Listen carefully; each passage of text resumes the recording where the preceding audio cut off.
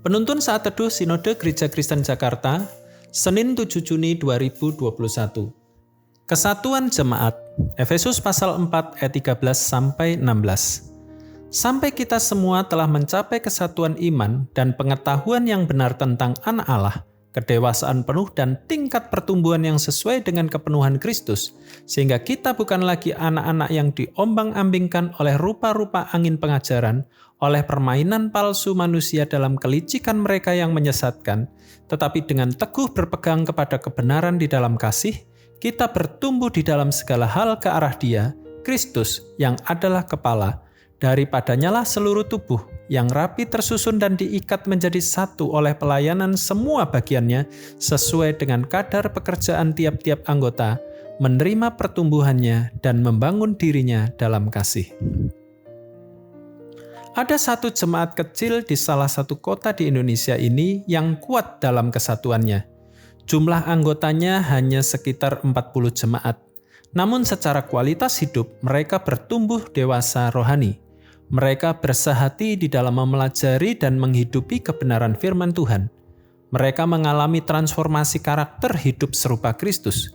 Itu yang membuat mereka mencintai kesatuan. Rasul Paulus menasehati jemaat Efesus tentang pentingnya menjaga kesatuan jemaat. Ada perbedaan karunia, ada perbedaan pelayanan.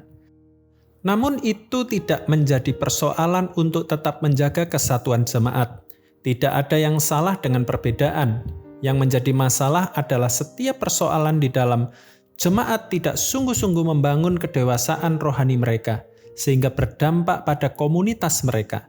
Sebenarnya, di balik nasihat tentang kesatuan jemaat, Paulus hendak menekankan kesatuan setiap personal dengan Kristus Yesus. Setiap personal harus menyadari pentingnya mengalami kepenuhan Kristus di dalam hidup mereka masing-masing, sehingga mereka mengalami transformasi karakter hidup yang serupa Kristus, ayat yang ke-13. Artinya, setiap personal melatih dari dalam hatinya untuk hidup serupa Kristus Yesus, melalui merenungkan dan menaati firman Tuhan. Dengan begitu, setiap personal akan semakin terlatih untuk memiliki pikiran, perasaan serupa Kristus, seperti kerendahan hati, kelemah lembutan, kesabaran, kasih, kebaikan, menjaga kesatuan dan keutuhan. Itu juga merupakan tanda dari kedewasaan rohani, sehingga setiap personal akan mudah untuk menerima perbedaan karunia, perbedaan pelayanan, ayat 11 dan ayat yang ke-16, dan mudah menjaga kesatuan.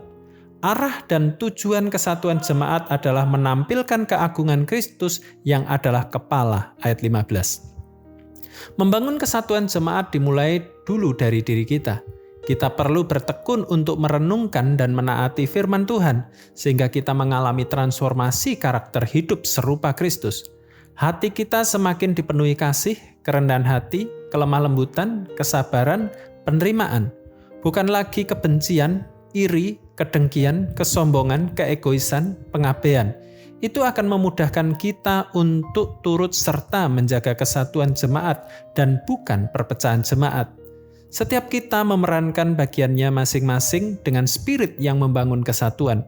Mulai kesatuan kita, tubuh Kristus ditampilkan, Allah dimuliakan.